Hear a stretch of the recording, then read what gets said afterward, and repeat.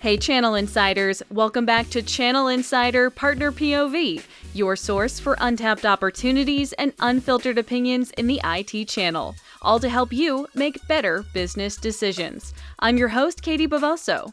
My guest today is Zac King, Vice President of GreenBean IT, a managed service provider based in the Dallas-Fort Worth area of Texas. Zac shares how his team has figured out how to provide consistent service to clients with inconsistent finances, like churches. He also explains one of the most important things his favorite vendors do to earn his trust and ongoing partnership. Hi, Zac. How you doing? Great, Katie. How are you? I'm doing well. Thank you so much for coming on today. I realize we're like a quarter into the time that we've had, and we've just been talking the entire time. So I already know this is going to be a great podcast. I have to tell the story of the first time that I met you, which we were at a conference, and I won't say which one because I told Zac I was doing an interview with him and just kind of talked off the cuff. I need a snack and I need a quiet place to sit to edit. And Zac was like, follow me into the VIP section. It's true. And now that you say that, it does seem a little bit scary for you to just sort of trust somebody that you just met to be like, hey, follow me. But yeah, I mean, you're still alive, so it all worked out. Yeah, it was an event where the majority of people there, probably the most trustworthy people you ever met because they have the most passwords in the world in their brains. This is true. So I wasn't very worried about that. Yeah. Well, Zac, let's talk about GreenBean IT. Tell us a little bit about your business. What are some of the solutions and services that you focus on? GreenBean IT, we are a managed services provider. We've been around in our current form since 2016. Most of our clients are small businesses with 20 to 200 employees. And really, we like to call ourselves problem solvers. Everybody, has their differentiators, and we feel like being a problem solver really is one of those things that our customers need from us on a day in, day out basis, whether that's help desk or projects. They need somebody that when they come to them with a problem, they'll get a solution. And so that's what we like to think of ourselves as problem solvers, no matter whether it's, technology or anything else that we're facing. A lot of our clients fall into one of three verticals. It's usually either construction, or finance, or healthcare. We have some clients who do none of those. We have manufacturing. We have some other sort of specialties, a lot of nonprofits as well. But, word of mouth is usually how a lot of those clients hear from us. And so they usually fall into sort of one of those three verticals there. A lot of them seem different on the surface, but in reality, their challenges are really all the same when you get down to it. And so that's why, we're able to service such a wide variety of businesses, is that their needs are really all the same, even though their businesses or their organizations on the surface look different. Well, let me ask about one particular vertical that I saw on your site, because it really ignited me right away to say, I don't know what an organization like that might need differently. So churches, I mean, I hear they have those in Texas. What are some of the differentiators and some of the unique challenges that you run into when servicing churches in particular? What do they need? Sure. So churches are unique in a couple of ways. Number one is that, their source of funding, right? Their money is completely dependent upon, in most cases, the generosity of the public. There's not a product, right? There's not a service that they're selling. There's no real great forecasting in some cases. And so budgeting is always the number one challenge with our church clients. The second one is sometimes there's a mix of both volunteers and staff. And so you have both paid and non-paid people who are contributing to, the team that's there. And so that can be challenging at times because you may have a volunteer who's there for 6 months and then they're gone. And then a different volunteer is in there and they're responsible for things. And so trying to really craft solutions that keep their budget in mind, but also a longevity that will outlast any volunteer or any person who's there or not, can be a challenge sometimes. And really, for a lot of our church clients, what has changed for them specifically since COVID is the fact that a lot of them are doing things like live streaming, a lot more Zoom and Teams and other things that they never really anticipated being a part of their organization. And now it is. And so the demand for technology for them has increased as a result of that. So tell me, how do you deal with the funding situation, the financial situation, knowing that it's not, you can't always plan for it to look the same year over year? Does as a service come into play there? How do you deal with that to still make it consistent? Because you're running a business too. Yeah. So that's a great question. Most of the time, what we're looking for first and foremost is there a vendor or a technology solution out there that does cater to nonprofits, churches, whatever it may be, because oftentimes they either have special pricing or they may have special benefits for them. So that's always number one. And then number two is really to give them options to say, here's a good, better, best. And, they might have the funding for good, but not for better. And then they have the choice to go to their donors, their constituents, say, hey, we'd really like to implement this. And so, that's where just being able to be flexible and try to work within the means that they have really is important to us, and we try to discount some of our fees when we can for those because, they're helping people that we will never be able to help or reach directly. And that's really important to us, is to really help those who are reaching out to others in a specific way. And so, we do what we can to sort of work within those means to still deliver them the best that we possibly can within some of those constraints. Are there any vendors right now that you're a big fan of due to maybe the solutions that you're innovating on top of, or just the way that they keep up with your business to say, hey, what do you need? How can we help? Or ones that are just awesome to partner with? Do you have any at the moment that you're saying those guys and gals are doing a really fantastic job? Sure. Unfortunately, the list of ones that are doing a fantastic job is small. And then the ones that are doing an okay job and they're sort of, a necessary evil in some cases, is sometimes more of the case of what we deal with there. One of our vendors, Scale Computing, that we've been with for over 9 years now, just came back from their conference recently. And there's really a lot that they're doing that demonstrates that what they say is actually what they intend to do. And I really think that's the biggest thing for us when we're evaluating vendors is, okay, here's what they said. Now, does that match up with how the sales operated, how the support operated, and any facet of the organization is what we're looking at there. They really are one of our favorite vendors because every interaction with them lines up with that. And when any technology solution is that consistent, it's just refreshing because we're not still looking for the skeletons in the closet, right? We're not still looking for the gotchas of, okay, they said this, but what's going to happen when I actually deploy it? Or what's going to happen when I actually install it? Am I going to have egg on my face in front of my customer, because, the salesperson sold me a bill of goods and now it doesn't really deliver on what they said.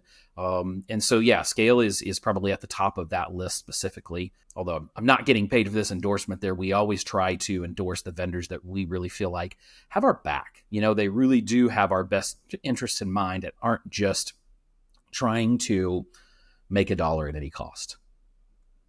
I think that goes without saying for any business too, and no matter what line of work you're in. If you say what you're going to do and then you do it, it should be the norm and not the exception, unfortunately. But it's exciting to hear that there are still people out there doing that. So good to know. Let's go back to talking about some of the customers that we're seeing in this space. Are there any trends, whether it be challenges, opportunities that you're seeing come through the customer space right now? Are your clients coming to you with any similar issues and saying, how do we fix this? Or are they coming to you saying, we're overwhelmed with the choices? Yeah, I think that a lot of businesses are facing a lot of the same challenges right now, which is rising costs, challenges with hiring. And so our challenge is really understanding what can we do in a practical way to help them get through those challenges to maybe to a time where they're not facing them, or completely help them pivot or shift in their business where they're able to now see things in a different way. And so, with cybersecurity is one of those that everybody knows that they need, but really doesn't love implementing. It doesn't love, paying more just because, there's a threat actor out there who may be targeting them. But really, AI is one of those other things that can provide an impact and supplement, any organization that is having staffing challenges. The challenge for us as technology providers is really being able to show them in a practical way, where they might be able to use different tools, integrations that they're not today that would help them to either, like I said, get through the hiring challenge that they're in, or they may completely pivot their business and go, you know what, this has changed things for us so dramatically that we're not even going to try to hire for that position anymore. We're just going to, utilize this particular tool now as a part of, the way that they operate. And so, there's so many people who are in this predicament worldwide. The challenge for us really is, how do we really get through a lot of the fluff and just some of the marketing speak with some of the vendors to get down to the nitty gritty of, what can they actually provide day to day as a value to our customers that can be demonstrated in an easy way, because our customers are our customers, partially because they don't understand technology, at least to the extent that we do. And so that's what we're looking for, is to say, if the average user can understand how this solution can provide value, that's the one that we want to put in front of the customer first. Because talking over their head and making them feel dumb, honestly, is never a great solution. And it's usually our job as the technology provider to cut through all that to say, show me how this is going to help my customers out. Is security a concern for you, knowing that we're in the AI boom in 2024 at the moment? And how are you kind of combating that side of it as well? Yeah, I think security is a big concern with AI, both from the perspective of how threat actors can use it to their advantage, right, to accelerate their ability to cause damage quickly, which is really scary. And then the other thing is really just with, our customers and trying to educate them on the challenges that they're going to have if the AI is accessing their data, or if they're inputting, personal data into that system there, because a lot of times these particular AI tools are not cost effective to run on premise. And so the customer has to be able to understand those risks and to be able to weigh that against, the cost of a breach versus the cost of bringing that solution in-house. And I think that's going to be changing over time as more and more organizations are willing to, either pay for something. But the reality is that most often what is free actually costs us the most, because we're having to give up some level of privacy, right? Or we're having to give up some level of control over the data or how it's used. And that's usually the number one challenge that we have, is getting people to understand that particular scenario of, you got it for free, but it actually will cost you in the long run. And so when we're able to do that, now it really shifts things where they're not as sort of careless about how they use AI. They're very cautious about it, because they realize they wouldn't just give that information out over the phone to somebody who just called up and said, can you tell me this? But the AI companies aren't necessarily going to tell you that. They just want widespread adoption there. And it's really our job to help our clients fully understand what it's like to use some of these tools. And like you said, the cybersecurity portion of it is usually number one.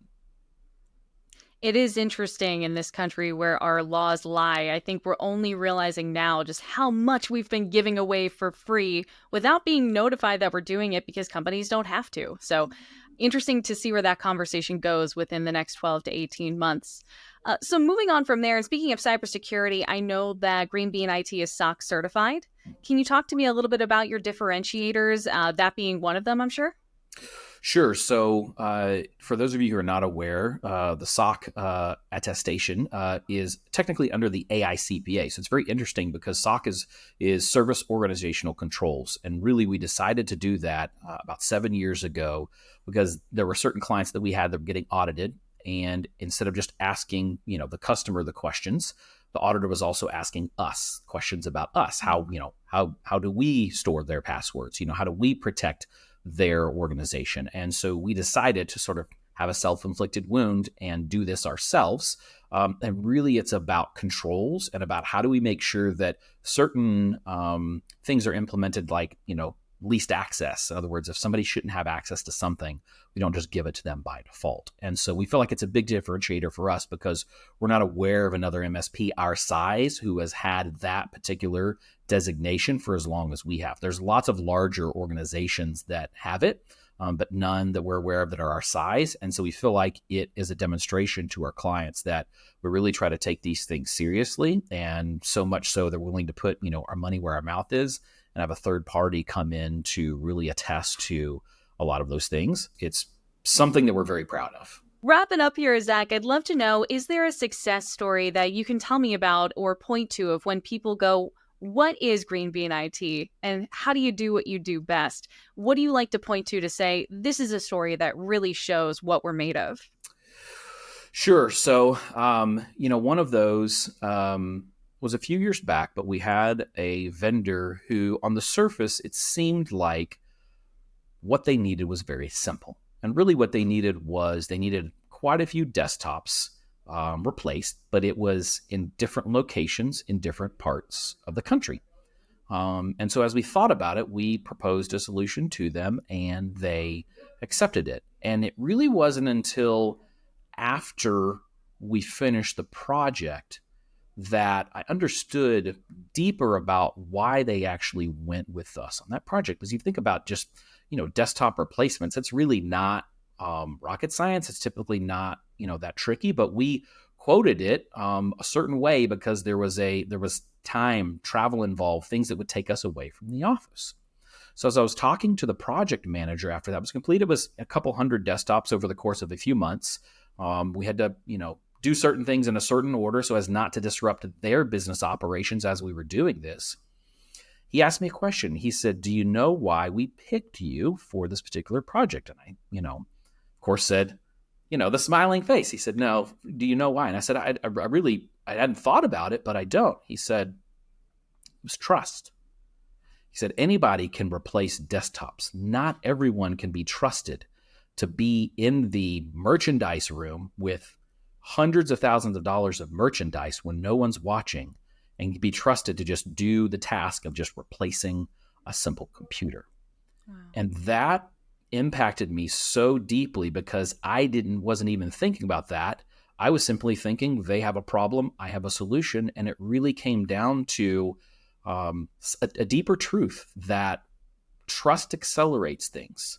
Zac, you've been in this game for a while. You've seen the good, the bad, and the ugly of the industry. You've seen the good, the bad, and the ugly of what your customers, the choices that they can make when you're on board and how you have to mitigate some of those issues. Any advice that you have for the next generation of IT solution providers out there? I think back for myself of what do I wish someone had told me, earlier on in my career and just sort of understanding the landscape of technology. None of us gets it right overnight. We all struggle. And we all struggle in very similar ways. And find other people who are willing to talk about their struggles as much as they are their successes. Because oftentimes we will hear others only talk about their successes and not their struggles. And that's challenging because if you're just starting out or if you're just venturing into this, you can't relate to that because you're still struggling to try to figure out certain things. And so there are lots of great peer groups out there and things that will get you into an atmosphere where people are willing to share with you and to help you understand, how they overcame some of their challenges.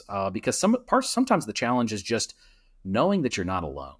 And when you know that you're not alone in that and you have other people that you can call on, that is so valuable. I'm not always at the mercy of my own best thinking because a lot of time I'm wrong and I need someone else to tell me that sounds great on the surface, but here's the thing that you're not considering. And I need that perspective.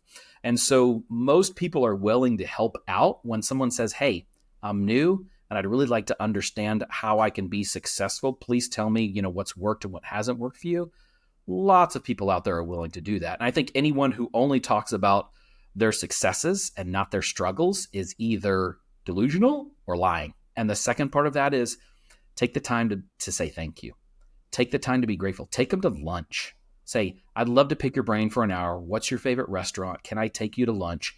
Just pick your brain. I'm new and I'd love to be able to hear from you. Ask lots of questions. When you do that, you will uncover such valuable information that may have taken them 20 years to uncover, and it took them 20 minutes to give you that value over lunch. And then when you can, pay it forward, right? Give back to the same people who are going to be coming up behind you because that's what we all need. This has been such a pleasure to talk to you. If we want to learn about GreenBean IT, if I'm a customer out there saying, "I've never heard of you and now I have, I want to go find out more," where can I go?